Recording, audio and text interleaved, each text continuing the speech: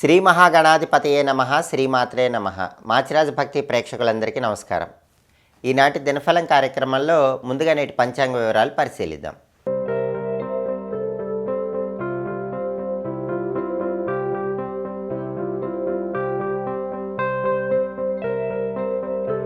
December 26 గురువారం దినఫలాన్ని పరిశీలిస్తే ఏకాదశి తిథి రాత్రి 12:44 వరకు ఉంది. స్వాతి నక్షత్రం సాయంకాలం 6:09 వరకు ఉంది. గురువారం స్వాతి నక్షత్రంతో కలిసి వస్తే స్థిరయోగం ఉంటుంది. ఈ స్థిరయోగం మిశ్రమ ఫలితాలను కలిగింపజేస్తుంది. అంటే 12 రాశుల వాళ్ళు ముఖ్యమైన పని మీద బయటికి వెళితే అందులో మిశ్రమ ఫలితాలు, అనుకూల ఫలితాలు, ప్రతికూల ఫలితాలు రెండు ఉంటాయి. అలా లేకుండా ఉండాలంటే కొద్దిగా జీలకర్ర నోట్లో వేసుకొని వెళ్ళండి. పని మీద బయటికి వెళ్ళేటప్పుడు జీలకర్ర నోట్లో వేసుకొని వెళితే పూర్తిగా అనుకూల ఫలితాలే ఉంటాయి. అదేవిధంగా రాశిచక్రం చాట్లో గ్రహాల స్టేటస్ తీసుకుంటే గురువారానికి అధిపతి అయిన గురువు వృషభ రాశిలో, శుక్రుడి ఇంట్లో, శత్రువు ఇంట్లో ఉన్నాడు. కాబట్టి 12 రాశుల వాళ్ళు సాంఘిక కార్యక్రమాలు నిర్వహించేటప్పుడు 1కి 10 సార్లు ఆలోచించి జాగ్రత్తగా నిర్ణయాలు తీసుకోవాలి. అలాగే ధనపరమైనటువంటి వ్యవహారాల్లో కూడా ధనాన్ని ఖర్చు చేసే సమయంలో 1కి 10 సార్లు ఆలోచించి జాగ్రత్తగా ధనాన్ని ఖర్చు చేయాలి. అలాగే స్వాతి నక్షత్రానికి అధిపతి అయిన రాహువు మీనరాశిలో ఉన్నాడు. కాబట్టి 12 రాశుల వాళ్ళకి విదేశీయాన ప్రయత్నాలు చాలా చక్కగా అనుకూలిస్తాయి. స్నేహితులతో కలిసి ముఖ్యమైన కార్యక్రమాలు ప్రారంభిస్తే ఆ కార్యక్రమాలన్నీ విజయవంతం చేసుకోవచ్చు. అదేవిధంగా నక్షత్ర బలాన్ని బట్టి కొన్ని పనులు చేసుకోవచ్చు. ప్రధానంగా స్వాతి నక్షత్రం ఉంది కాబట్టి అన్నప్రాసన, నామకరణం, గర్భాధానం, చెవులు గుట్టించడం ఇలాంటి కార్యక్రమాలన్నీ ఈరోజు చేసుకోవచ్చు.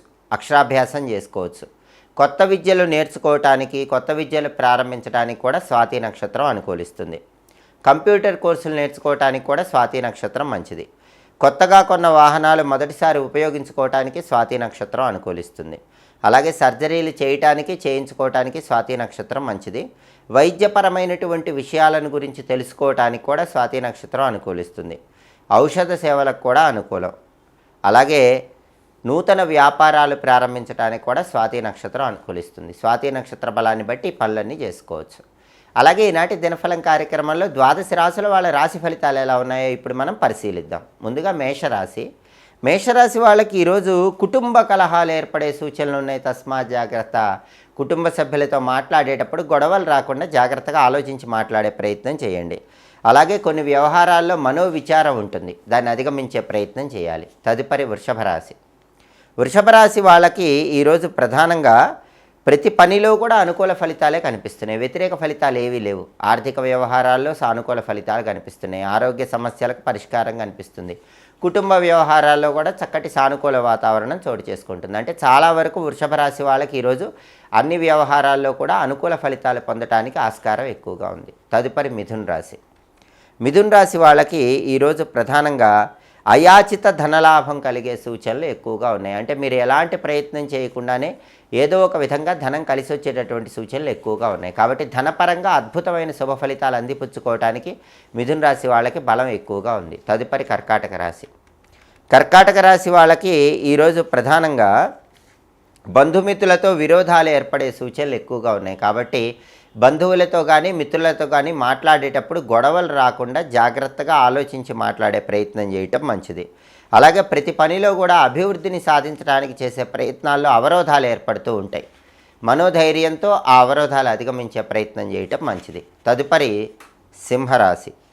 సింహరాశి వాళ్ళకి ఈరోజు ప్రధానంగా బంధుమిత్రుల వల్ల విశేషమైన శుభ ఫలితాలు కలిగే సూచనలు కనిపిస్తున్నాయి. అంటే బంధువుల యొక్క సహాయ సహకారాల వల్ల, మిత్రుల యొక్క సహాయ సహకారాల వల్ల ముఖ్యమైనటువంటి పనులన్నీ కూడా సింహరాశి వాళ్ళు దిగ్విజయంగా పూర్తి చేసుకోగలుగుతారు.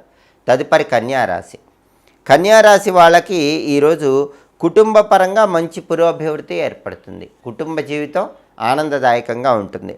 అలాగే ప్రతి పనిలో కూడా విజయం అందిపుచ్చుకునేటటువంటి సూచనలు ఎక్కువగా ఉన్నాయి. సర్వత్రా విజయాన్ని అందిపుచ్చుకోవటం అనేది ఇక్కడ కన్యారాశి వాళ్ళకు కనిపిస్తోంది. తదుపరి తులారాశి. తులారాశి వాళ్ళకి ఈరోజు ప్రధానంగా శారీరక అనారోగ్య భావనలు వెంటాడుతూ ఉండే సూచనలు కనిపిస్తున్నాయి. కాబట్టి తులారాశి వాళ్ళు వేళకు ఆహారాన్ని స్వీకరించడం, సరైన సమయానికి నిద్రించడం చాలా అవసరం.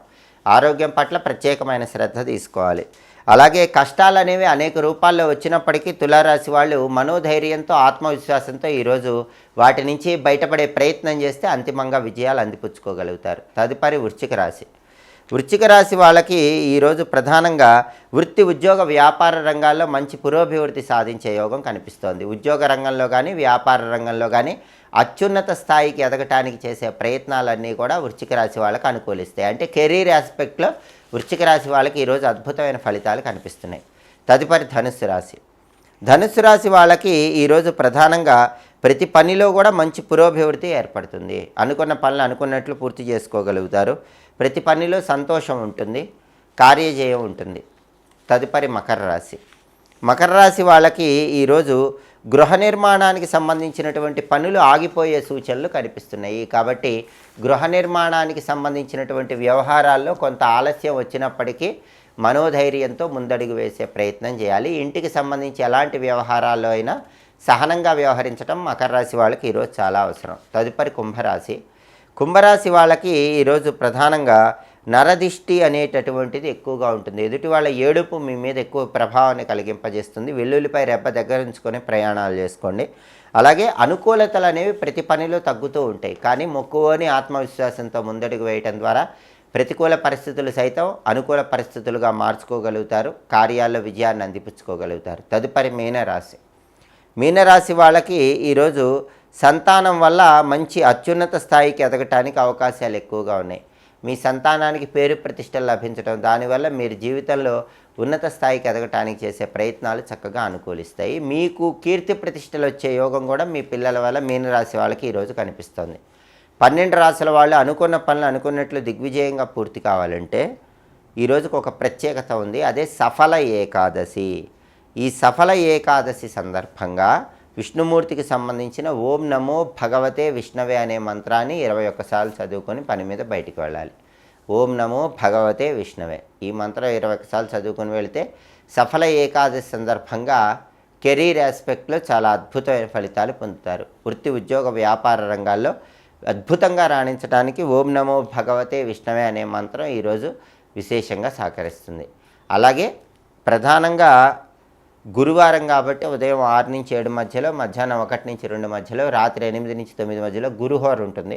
ఈ గురుహోర ఉన్న సమయంలో ఔషధాలు స్వీకరించడానికి అనుకూలం. మొండి బాకీలు వసూలు చేసుకోవడానికి చేసే ప్రయత్నాలన్నీ కూడా గురుహోరలో అనుకూలిస్తాయి. కాబట్టి ఎవరి దగ్గరైనా డబ్బులు తీసుకోవాలంటే గురుహోరలో తీసుకుంటే మంచిది. అలాగే కొత్తగా లాటరీలు వేయటానికి, దీంతో పాటుగా నూతన వస్తువులు కొనుగోలు చేయటానికి, నూతన వస్త్రాలు ధరించడానికి కూడా గురుహోర అనేటటువంటిది చక్కగా అనుకూలిస్తుంది. అలాగే కొత్తగా పిల్లల్ని ఊయల్లో వేయటానికి గురుహోర మంచిది. కొత్తగా ఉద్యోగాల్లో చేరటానికి కూడా గురుహోర మంచిది. అదేవిధంగా వివాహపరమైనటువంటి ముఖ్యమైన చర్చలకు గురుహోర మంచిది. అన్ని రకాలైనటువంటి శుభ కార్యక్రమాలకు, ధనాన్ని బ్యాంకులో దాచిపెట్టుకోవటం, వీటన్నిటికీ కూడా గురుహోర అద్భుతంగా సహకరిస్తుంది. హోరాకాలాన్ని బట్టి ఈ పనులు చేసుకుంటే ఉత్తమ ఫలితాలు సిద్ధింపజేసుకోవచ్చు.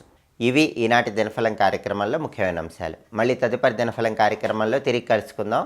మా వీడియోస్ మీకు నచ్చినట్లయితే మా ఛానల్ని లైక్ చేయండి, కామెంట్ చేయండి. మా ఛానల్ వీడియోస్ 10 మంది మిత్రులకు షేర్ చేయండి. మా ఛానల్ని సబ్స్క్రైబ్ చేసుకోండి. పక్కన ఉన్న బెల్ సింబల్ నొక్కటం మాత్రం మర్చిపోకండి.